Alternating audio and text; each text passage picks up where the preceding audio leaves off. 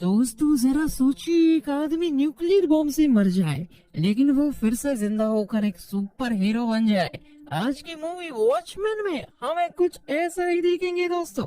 इस मूवी की शुरुआत में हम देखते हैं कि एडवर्ड नाम का आदमी टीवी में न्यूज देख रहा है, जिसमें दिखाया जा रहा है कि यूनाइटेड स्टेट्स का कभी भी रशिया के साथ न्यूक्लियर वॉर हो सकता है। तभी एडवर्ड के घर पर एक आदमी आता है जो उसे मारने लगता है। एडवर्ड भी अपनी फुर्ती से उससे लड़ता है, लेकिन ये आदमी आसानी से एडवर्ड को मारकर बिल्डिंग से नीचे फेंक देता है, जिससे उसकी मौत हो जाती है। इसके बाद हम देखते हैं कि उसके घर पर पुलिस इन्वेस्टिगेट कर रही थी। पुलिस के जाने के बाद रॉरशार्क नाम का आदमी भी उस घर पर आता है। रॉरशार्क एक सुपर हीरो है जो हमेशा एक मास्क पहनता है। उसकी फाइटिंग स्किल काफी अच्छे है और वो एक डिटेक्टिव भी है। पुलिस के जाने के बाद रॉरशार्क भी इन्वेस्टिगेट करता है और उसे एडवर्ड का सूट मिलता है। दरअसल एडवर्ड कॉमेडियन के नाम से जाने वाला एक सुपर हीरो और रॉरशार्क का पुराना कलीग था। रॉरशार्क इन्वेस्टिगेशन कर ही रहा था कि तभी वहाँ दो पुलिस वाले आ जाते हैं, जिनमें से एक को रॉरशार्क मारकर भाग जाता है। अगले सीन में हम देखते हैं हॉलिस नाम के एक रिटायर्ड सुपर हीरो को, जो डैनियल नाम के आदमी से बात कर रहा है। दरअसल पहले के टाइम में सुपर हीरोज को लोग काफी ज्यादा मानते थे, लेकिन अब गवर्नमेंट ने काफी सभी सुपर हीरोज को बैन ही कर दिया, क्योंकि इनकी वजह से काफी ज्यादा वायलेंस होने लगा था। डैनियल हॉलिस से बात करके वहाँ से चला जाता है। डैनी खुद भी नाइट आउल नाम का सुपर हीरो है जो काफी अमीर है और बैटमैन जैसे काम करता है। डैनियल अपने घर जाता है, लेकिन उसके घर का दरवाजा टूटा हुआ था। वो अंदर जाकर देखता है कि उसका पुराना दोस्त रॉरशार्क अंदर बैठा हुआ था, जो खुद भी एक सुपर हीरो है। वो उसे बताता है कि कॉमेडियन की मौत हो चुकी थी। डैनियल कहता है कि शायद किसी चोट ने उसे मारा होगा, लेकिन रॉरशार्क को ऐसा नहीं लगता, क्योंकि कॉमेडियन काफी खतरनाक सुपर हीरो है जिसे मारना किसी आम चोर के बस की बात नहीं। उसे लगता है कि कोई सभी मास्क वाले सुपर हीरोज को एक एक करके मार रहा है। डैनियल अब एक आम लाइफ जीता है और रॉरशार्क को सजेस्ट करता है कि अब वो भी एक काम छोड़ दे। इसके बाद हम एड्रियन नाम के सुपर हीरो को देखते हैं। एड्रियन दुनिया का स्मार्टेस्ट ह्यूमन बीइंग है और यही उसकी सुपर पावर है। एड्रियन एक ऐसा सुपर हीरो था जिसने कभी मास्क नहीं पहना, इसी की वजह से उसकी रियल आइडेंटिटी सभी लोगों को पता है। इसी बात का फायदा उठाकर उसने एक बहुत बड़ी कंपनी बनाकर काफी पैसा कमाया। यहाँ पर इसका इंटरव्यू हो रहा था जब वहाँ डैनियल उससे मिलने आता है। ये दोनों पुराने दोस्त रह चुके हैं। डैनियल उसे बताता है कि रॉरशार्क को लगता है कि कोई सभी सुपर हीरोज को मार रहा है, इसलिए वो उसे अलर्ट करने के लिए आया है। लेकिन एड्रियन की चिंता इस समय कुछ अलग है। वॉर जैसे हालात में रशिया जल्दी यूनाइटेड स्टेट्स पर न्यूक्लियर बॉम्ब से हमला करेगा, जिससे काफी लोग मर जाएंगे। इस न्यूक्लियर को खुद जॉन यानी डॉक्टर मैनहट्टन भी नहीं रोक सकता। दरअसल डॉक्टर मैनहट्टन सभी सुपर हीरोज में से सबसे ज्यादा ताकतवर है। वो किसी भी चीज को आसानी से डिस्ट्रॉय कर सकता है बिना उसे हाथ लगाए। मैनहट्टन के पास टेलीपोर्ट और क्लोन करने की पावर्स भी है। अगले सीन में हम देखते हैं कि रॉरशार्क चोरी छुपके डॉक्टर मैनहट्टन से मिलने जाता है, लेकिन मैनहट्टन अपनी पावर्स की वजह से जानता था कि वो उससे मिलने आएगा। डॉक्टर मैनहट्टन के पास फ्यूचर देखने की पावर है, इसलिए रॉरशार्क चाहता है कि वो पता लगाए कि कॉमेडियन को किसने मारा और इस सब के पीछे कौन है। तभी वहाँ डॉक्टर मैनहट्टन की गर्लफ्रेंड लॉरी आती है, जो रॉरशार्क को वापस जाने को कहती है क्योंकि उसे पुलिस ढूंढ रही है। लॉरी भी एक सुपर हीरो है। डॉक्टर मैनहट्टन कहता है कि वो फ्यूचर में होने वाले वॉर के एक्सप्लोजन की वजह से फ्यूचर नहीं देख सकता। रॉरशार्क उससे हेल्प मांगता है, लेकिन डॉक्टर मैनहट्टन उसे अपनी पावर से बाहर टेलीपोर्ट कर देता है। लॉरी को ये बात ठीक नहीं लगती कि डॉक्टर मैनहट्टन उससे काफी बातें छुपाता है। तब मैनहट्टन उसे बताता है कि वो एड्रियन के साथ मिलकर एक प्रोजेक्ट पर काम कर रहा है जिससे वॉर ना हो। इसके बाद वो लॉरी का माइंड रीड करता है और कहता है कि उसे पता है कि वो डैनियल के साथ डिनर के लिए जाने वाली है। मैनहट्टन अपने काम में वापस लग जाता है और लॉरी डैनियल के साथ डिनर के लिए जाती है। साथ ही वो दोनों अपने सुपर हीरो दिनों को याद करते हैं। यहाँ हमें पता चलता है कि डॉक्टर मैनहट्टन गवर्नमेंट के लिए काम करता है और उसका ध्यान रखने के लिए गवर्नमेंट ने लॉरी को उसके पास रखा है। अगले सीन में हम कॉमेडियन की फ्यूनरल को देखते हैं। वही लॉरी अपनी माँ के पास जाती है, जो खुद भी एक सुपर हीरो थी।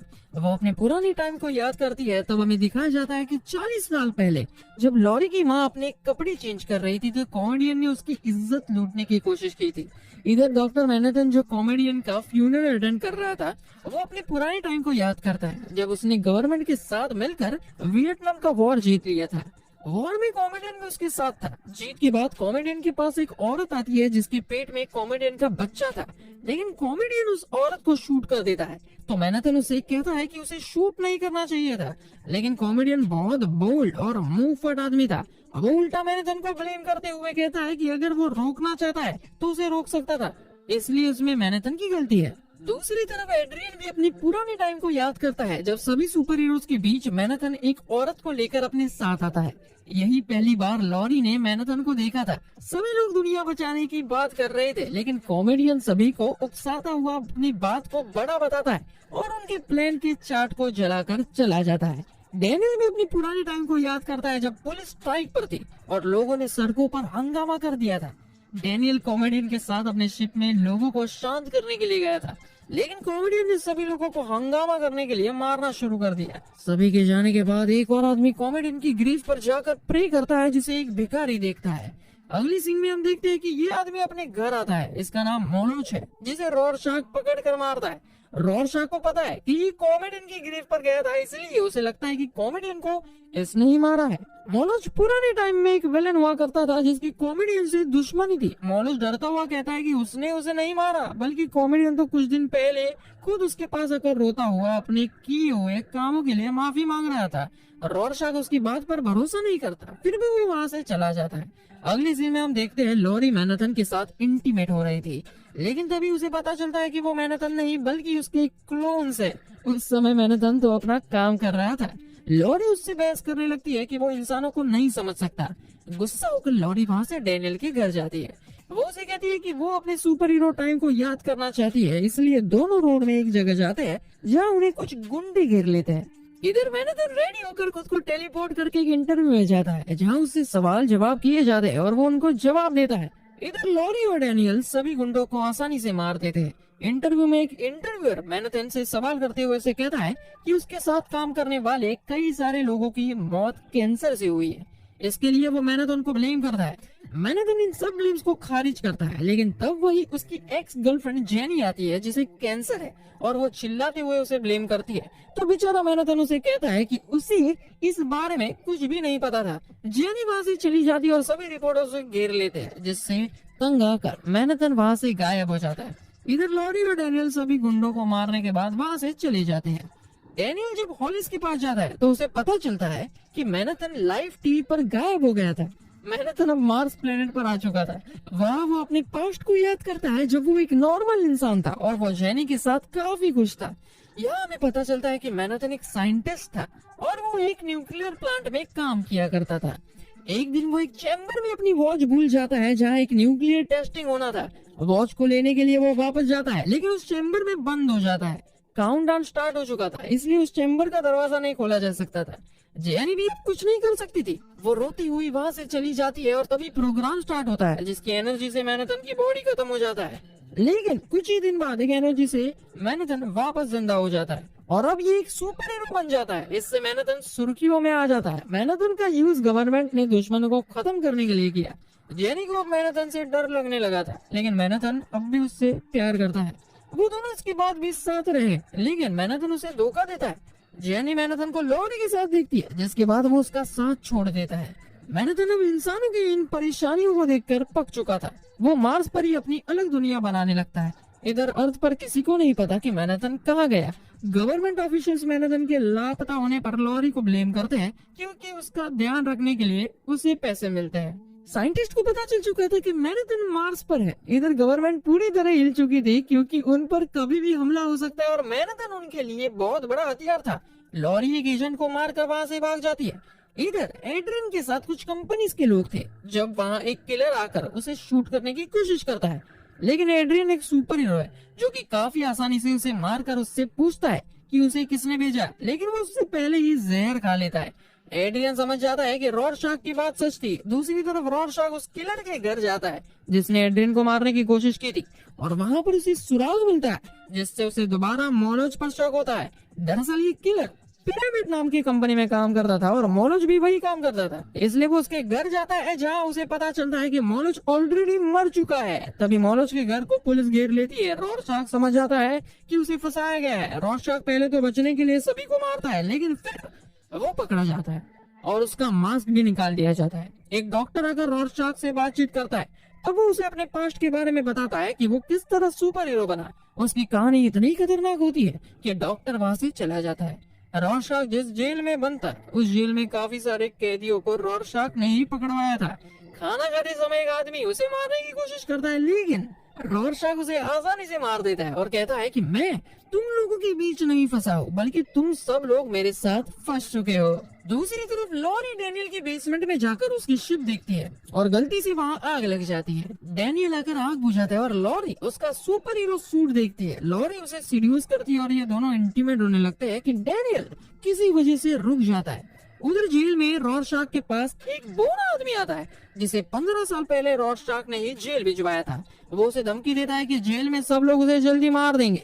यहाँ लॉरी दोबारा से अपना सुपर हीरो एक्सपीरियंस करना चाहती है, इसलिए वो दोनों शिप में एक जगह जाते हैं जहाँ बिल्डिंग में आग लगी है और काफी लोग अंदर फंसे हैं। वो पानी की टंकी को शूट करके उसका सारा पानी गिराकर आग बुझा देते हैं और सभी लोगों को बचा देते हैं। उधर जेल में अफरा तफरी मच चुकी है। बोना आदमी रॉरशॉक को मारने के लिए अपने दोनों गार्ड्स को लेकर आया है, लेकिन रॉरशॉक काफी आसानी से दोनों को मार गिराता है और वो बोना आदमी वहाँ से भाग जाता है। इसके बाद हम देखते हैं कि लॉरी और डैनियल उसे जेल से बाहर निकालने के लिए पहुंचते हैं। वो सभी प्रिजनर्स को मारते हैं। रॉरशॉक अपना मास्क दोबारा से पहन लेता है और बोना आदमी को मारकर उनके साथ चला जाता है। वो लोग डैनियल के बेसमेंट में पहुंचते हैं तो वहाँ मैनहट्टन आ जाता है। मैनहट्टन लॉरी को अपने साथ मार्स पर लेकर जाता है। लॉरी वहाँ सांस नहीं ले पाती तो मैनहट्टन उसके लिए एक शील्ड बनाता है जिससे वो सांस ले पाती है। वो हैरान होती है कि वो मार्स पर है।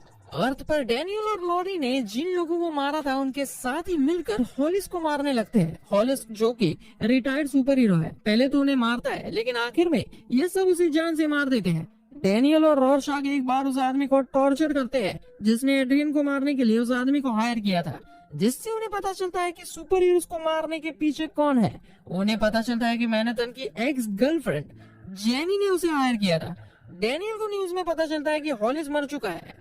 इसके बाद डैनियल और रॉरशॉक एड्रियन के ऑफिस में जाकर चेक करते हैं तो उन्हें पता चलता है कि इन सब के पीछे असल में एड्रियन ही है। उसने ही जेनी को इंटरव्यू के दौरान वहाँ भेजा जिससे मैनहट्टन यहाँ से चला गया। उसने ही कॉमेडियन को मारा और रॉरशॉक को जेल भी उसने भिजवाया। एड्रियन इतना ताकतवर है कि वो अकेले ही डैनियल और रॉरशॉक को मार सकता है। लॉरी मैनहट्टन को कन्विंस करती है कि वो अर्थ पर जाकर दुनिया को बचा ले, लेकिन मैनहट्टन ह्यूमंस से काफी परेशान हो चुका है। मैनहट्टन लॉरी को उसका पास्ट का सीन दिखता है जिसमें उसकी माँ सैली अपने हस्बैंड से बहस कर रही थी और तब लॉरी वहीं पर खड़ी थी। उसे पता चलता है कि उसका पिता असल में कॉमेडियन था। लॉरी ये देखकर हैरान होती है और काफी रोती है। मैनहट्टन उसे चुप करवाता है और उसे कहता है कि वो उसके साथ अर्थ पर चलने के लिए रेडी है। एड्रियन को मारने के लिए डैनियल और रॉरशॉक एंटार्क्टिका आ चुके थे। एड्रियन को उनके आने का पता चल चुका था। वो लोग चुपके से एड्रियन पर अटैक करने वाले थे कि एड्रियन उन दोनों को काफी आसानी से ही मार गिरा था। वो कहता है कि कॉमेडियन को इस बारे में पता चल चुका था कि वो क्या कर रहा है, इसलिए उसे कॉमेडियन को मारना पड़ा। वो उन्हें ये भी पता था कि उसी ने चाल बिछाकर रॉरशॉक को पुलिस के हाथों में पकड़वाया था। साथ ही उसने खुद को मरवाने की कोशिश इसलिए की थी ताकि कोई भी उस पर शक न कर सके। इतने साल तक उसने मैनहट्टन से अनजाने में एक बहुत बड़ा न्यूक्लियर बनवाया जिससे कई सारे शहर अपने आप खत्म हो जाएंगे। वो बताता है कि वो लाखों लोगों को मारकर करोड़ों लोगों को बचाना चाहता है जिससे कि वर्ल्ड वॉर रुक जाए।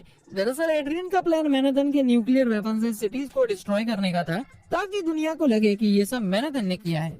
इस बॉम्ब का ट्रिगर उसने पहले ही दबा दिया था। हम देखते हैं कि इस न्यूक्लियर से इतना बड़ा धमाका होता है कि शहर खत्म हो जाता है और लोग जलकर खाक बन जाते हैं। मैनहट्टन जब आता है तो उसे पता चलता है कि ये धमाका वर्ल्ड वॉर की वजह से नहीं बल्कि उसके ही बनाई हुई मशीन से हुआ।